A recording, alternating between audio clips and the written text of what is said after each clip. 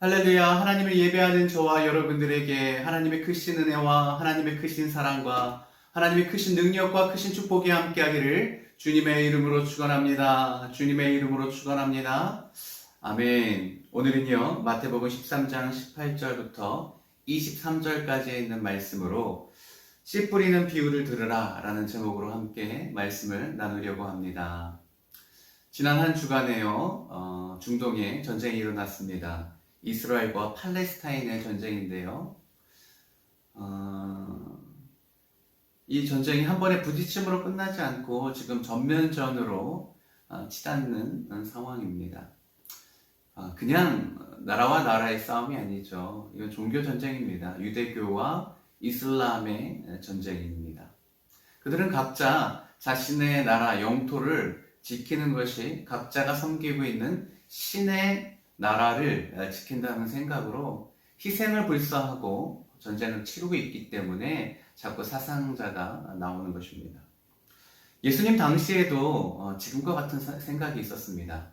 이스라엘이라는 나라가 로마의 제국의 압제 가운데 있었고, 그들이 그토록 바라고 원하는 것은 메시아가 이 땅에 출현하여서 무력적으로 군사력으로 로마를 무찌르고 이스라엘 가운데 하나님의 강력한 왕국을 세우고 왕으로 등이할 것에 대해서 그들은 기대하고 고대하고 있었습니다.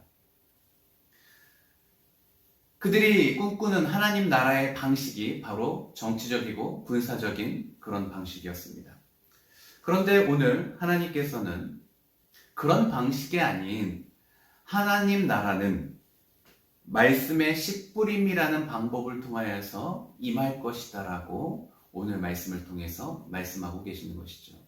많은 유대인들이 바라고 있던 그런 방법이 아니라 예수님은 아주 특별한 방법으로 하나님의 말씀이 각 개인에게 뿌려지고 개인은 그 말씀을 마음으로 받아서 열매를 맺음으로 지극히 개인적이고 그리고 영적이고 내면적인 방법으로 하나님의 나라가 임하고 있고 지금 그와 같은 방법으로 이루어져 가고 있다라고 사람들에게 가르치고 있는 것입니다.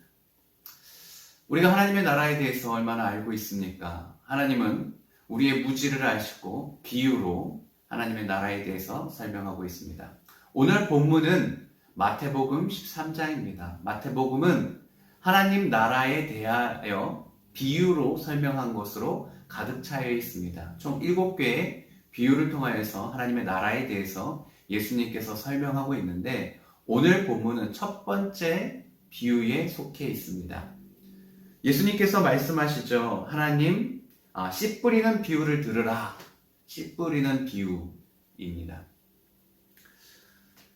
씨 뿌리는 비유 중에서도 오늘의 말씀은 18절부터 23절로 그 씨 뿌리는 비유가 의미하는 것을 해석하고 있는 부분에 속하고 있습니다. 예수님은요, 이 첫 번째 비유를 팔레스타인 당시의 농사법을 통해서 설명하고 계십니다.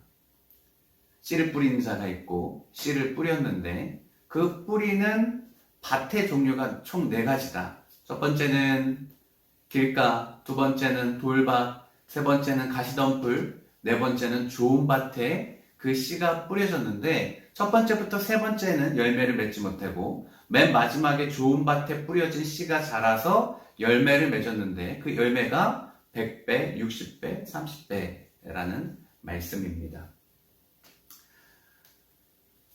오늘 말씀을 통하여서 우리가 좋은 밭에 하나님의 천국 말씀을 들을 때에 우리 마음 안에 하나님의 열매가 맺혀지고 그 열매가 맺혀지는 이 상황이 하나님의 나라가 임하는 방식이다라고 주님께서 설명하고 있는데요. 하나님의 나라를 바라고 꿈꾸는 저희들에게 그러면 우리의 마음은 어떻게 준비해야 되는지 주님께서 가르쳐 주신 비유를 통해서 한 가지씩 살펴보도록 하겠습니다. 첫 번째는요, 사탄이 틈타지 못하게 해야 됩니다. 우리가 결실을 맺으려면 사탄을 경계하고 사탄이 우리 마음 가운데 틈타서 그 열매를 뺏어가지 못하게, 하나님의 천국 말씀을 뺏어가지 못하게 해야 된다는 것입니다. 오늘 말씀 19절을 한번 읽어보도록 하겠습니다. 마태복음 13장 19절 제가 읽습니다. 아무나 천국 말씀을 듣고 깨닫지 못할 때에는 악한 자가 와서 그 마음에 뿌려진 것을 빼앗나니 이는 곧 길가에 뿌려진 자요. 악한 자가 와서 그 마음에 뿌려진 하나님의 천국 말씀을 빼앗는다라고 말하고 있습니다. 여기서 악한 자는 사탄을 의미합니다. 아담과 하와가 그랬죠. 하나님의 말씀을 분명히 들었습니다. 동산 중앙에 있는 나무의 실과를 먹지 말라 하였죠. 그런데요, 그 의미를 그렇게 크게 마음 가운데 새기지 못했습니다. 사탄이 왔습니다. 그리고 유혹하죠. 그리고 그 말씀을 뺏어가 버렸습니다. 아담과 하와의 마음밭이 길가였던 것입니다. 마음속에 새기고 그 말씀을 소중히 여겼더라면 사탄의 유혹 가운데서 그렇게 빠졌겠습니까? 그러면 사탄이 우리 마음 가운데 틈타지 않게 하려면 도대체 어떻게 해야 될까요? 오늘 말씀에 근거하면 19절에 있는 것처럼 천국 말씀을 듣고 깨닫지 못할 때 사탄에게 그 말씀을 빼앗긴다라고 하였습니다.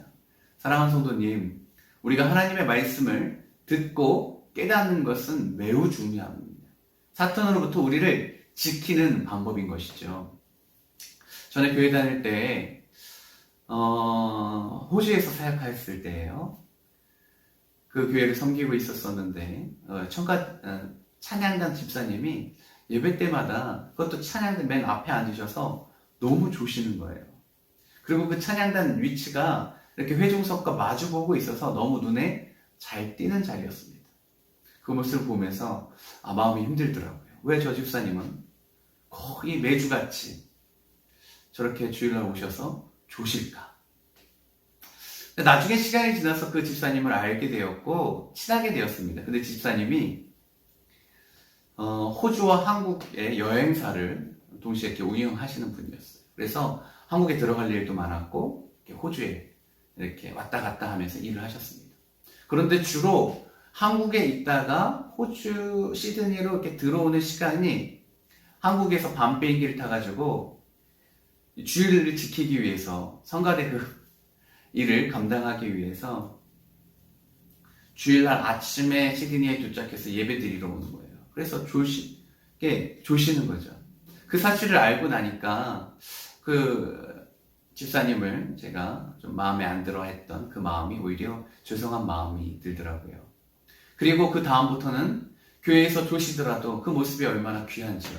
그래도 예배를 사모하고 자신의 사명을 감당하기 위해서 어려운 중에 주일 예배를 참석하는 그 모습이 오히려 은혜가 되었습니다.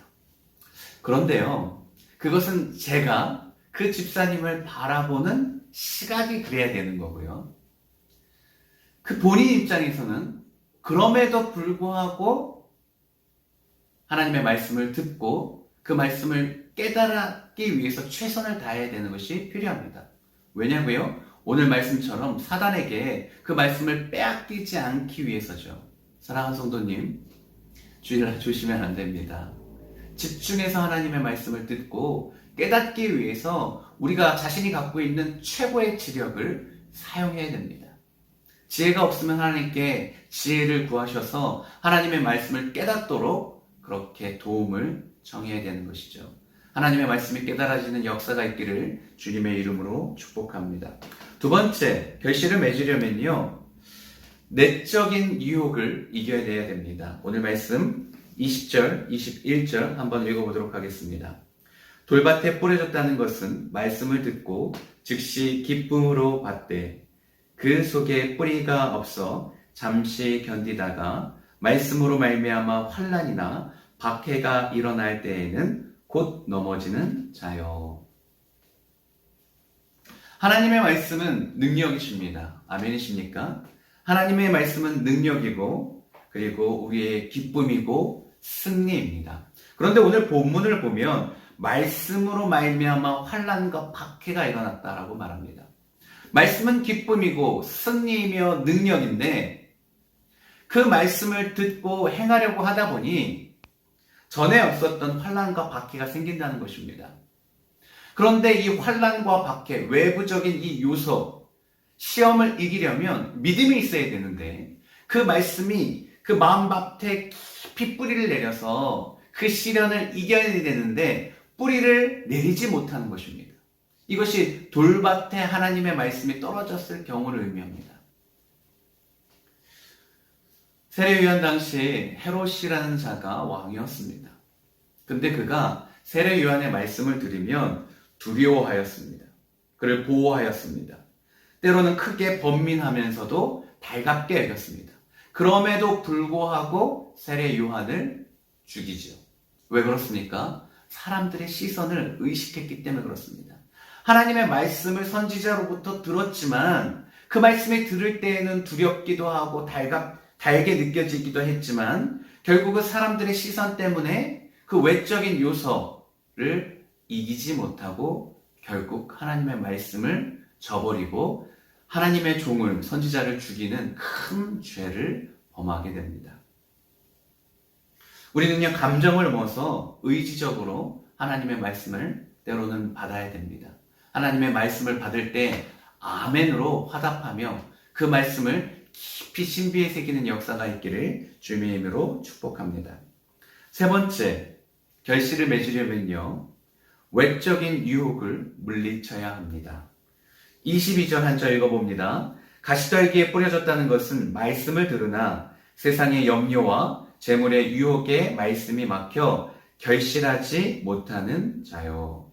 앞에 돌밭 같은 경우는 외적인 시험과 환난으로 인해서 스스로 넘어지는 경우고, 지금 같은 경우는 내면적인 유혹에 해당되는 겁니다.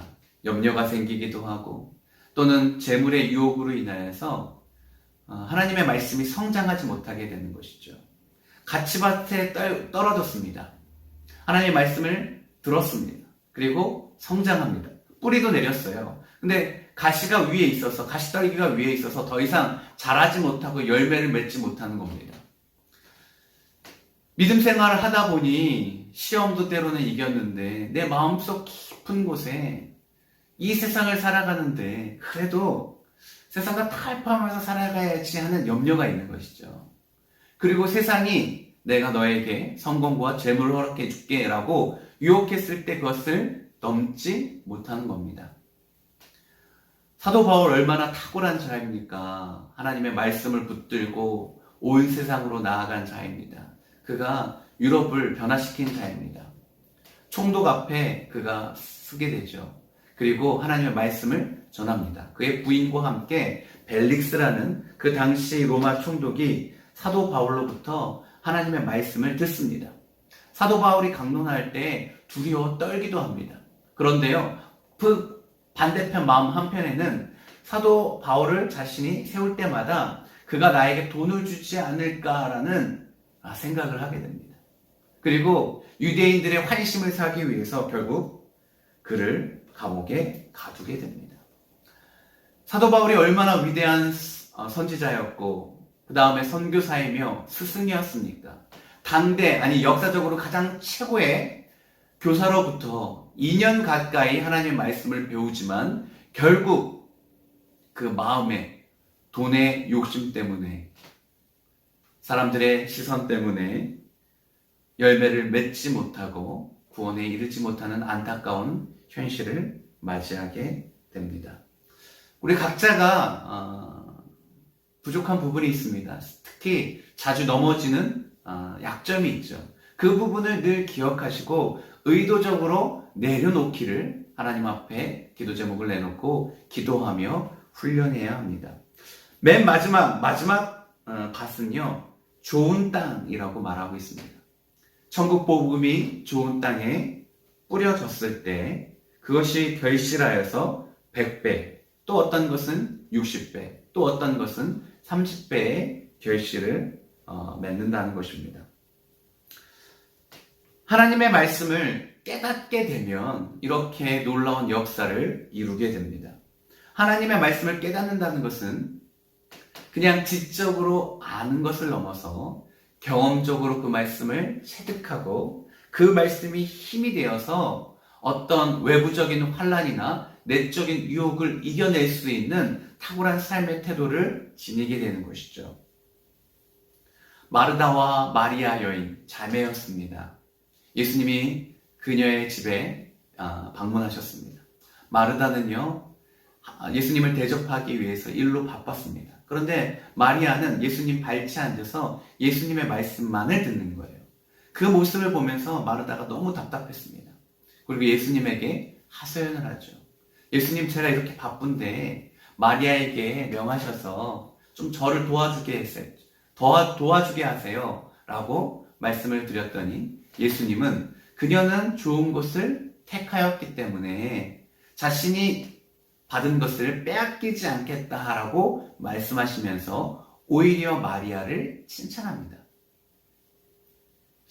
예수님이 돌아가시기 전에 예수님은 끊임없이 제자들에게 자신의 구속과 순환, 그리고 죽으심, 십자가의 구속에 대해서 말씀하십니다. 그런데 제자들은 깨닫지 못합니다. 그런데 마리아는 그 사실을 깨닫고 예수님이 잡히시기 전에 자신의 가장 귀한 향유 옥합을 깨다가 예수님에게 이렇게 발에 바르죠. 그리고 자신의 머리로 예수님의 발을 닦습니다. 예수님의 말씀을 듣기를 사모하였고 그 말씀을 깨달았던 마리아는 자신의 심령 가운데 열매를 맺는 것이죠. 예수님께서 그래서 그 마리아를 입이 닳도록 칭찬을 합니다. 사랑하는 성도님, 우리가요 말씀을 사모해야 됩니다. 말씀을 사모하고 그 말씀을 깨닫고 그 말씀으로 시험을 이겨내야 됩니다. 세상의 유혹을 이겨내야 됩니다. 그리고 열매를 맺으면 하나님께서 조금의 열매를 허락하시는 것이 아니라 30배, 60배, 무려 100배의 열매를 우리에게 허락하십니다. 말씀을 맺으려고 합니다. 예수님께서 오심으로 이 세상에 하나님의 나라가 도래하였습니다. 그 하나님의 나라는요, 하나님의 통치가 있는 곳입니다. 하나님의 말씀으로 하나님의 자녀들이 하나님의 말씀을 순종함으로 이루어지는 하나님의 나라입니다. 그 나라는요, 강압적으로 이루어지는 것이 아닙니다. 군사적으로 이루어지는 것이 아닙니다.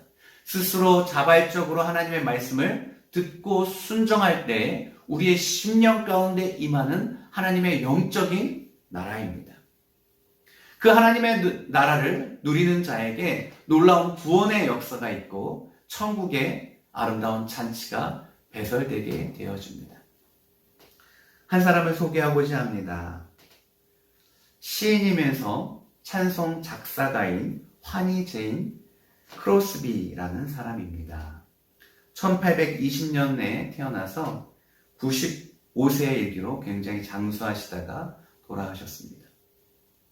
자매님이신데요, 이분이요 어렸을 때 생후 6개월 만에 눈병이 나고 이것을 치료하기 위해서 부모님이 병원에 데려가시는데 의사 선생님의 실수로 눈을 치료받는 것이 아니라 실명을 하게 됩니다. 어린 나이 때예요.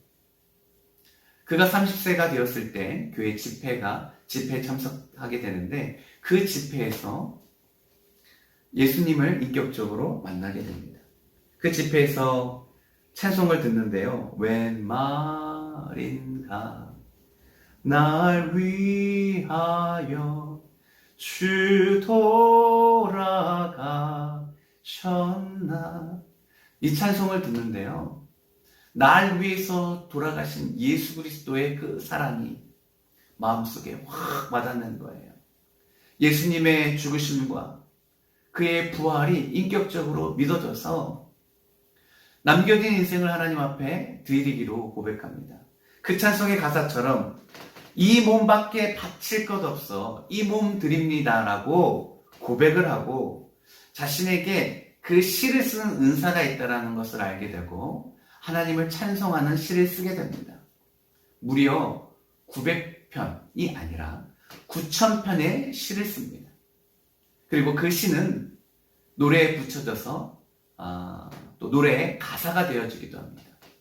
많은 노래를 작사했을 뿐만 아니라 실제로 이 노래들이 굉장히 영향력 있게 많은 사람들에게 선한 영향력을 끼치는데 우리나라 찬송가에도 무려 23곡이 등록되어 있습니다. 예수로 나의 구주 삼고 주의 음성을 내가 들으니 예수께로 가면 인내하신 구세주여 나의 갈 길 다가도록 나의 영원하신 기업. 여러분들이 다 잘 알고 있는 찬양입니다. 그녀가 이렇게 고백합니다. 만약에 하나님께서 제게 주신 시력을 주신다 해도 저는 받지 않겠어요. 세상에 더럽혀지지 않은 깨끗한 눈으로 주님의 얼굴을 가장 먼저 보렵니다. 천국 말씀이 그의 심령 좋은 밭에 심겨졌을 때 그가 얼마나 많은 열매를 맺었는지 그의 삶을 통해서 증명하고 있습니다. 하나님의 나라는요, 이렇게 개인적으로 그의 심령 가운데 그리고 강력하게 임하는 하나님의 나라입니다. 호세아서 10장 12절 이런 말씀이 있습니다. 너희가 자기를 위하여 공의를 심고 인애를 거두라. 너희 묵은 땅을 기경하라. 지금이 곧 여호와를 찾을 때니 마침내 여호와께서 오사 공의를 비처럼 너희에게 내리시리라. 아멘. 사랑하는 성도님, 우리의 묵은 땅을 기경합시다. 우리 마음 가운데 잡초를 뽑아내고 돌을 다 걷어냅시다. 가시덤불을 다 걷어내서 우리 마음이 좋은 밭이 되어서 천국 말씀이 우리 마음 가운데 심겨졌을 때 깊이 뿌리를 내리고 싹을 틔우고 자라나서 열매를 맺혀서 연약하지만 하나님의 그 강력한 말씀으로 말미암아 우리 삶 가운데 차고 넘치는 많은 열매를 맺을 수 있다면 이보다 더 행복한 일이 어디 있겠습니까? 그리하면 주님께서 놀라운 성령의 비를 우리의 삶 가운데 내려주시겠다라고 약속하고 있습니다. 다음 주일은 성령 강림 주일입니다. 우리가 성령의 강림을 기대하면서 우리 이미 임하신 그 성령이 우리의 마음과 우리의 삶의 터전에 충만하기를 기대하고 사모하는 한 주간이 되기를 주님의 이름으로 축복합니다. 주님의 이름으로 축복합니다. 아멘. 우리 함께 기도하도록 하겠습니다. 좋으신 하나님, 한 주간 우리 마음의 묵은 땅을 기경하는 아버지 하나님 역사가 있게 하여 주시옵소서. 주 여호와를 찾으면 주님께서 주님의 공의를 비와 같이 내려주신다 하셨습니다. 진리의 영이시며 공의의 영이신 주의 영이 우리 신령 가운데 충만하기를 소망하오니 주여 오셔서 친히 역사하여 주시옵소서. 감사합니다. 사랑합니다. 우리의 모든 것 되신 예수님의 이름으로 기도합니다.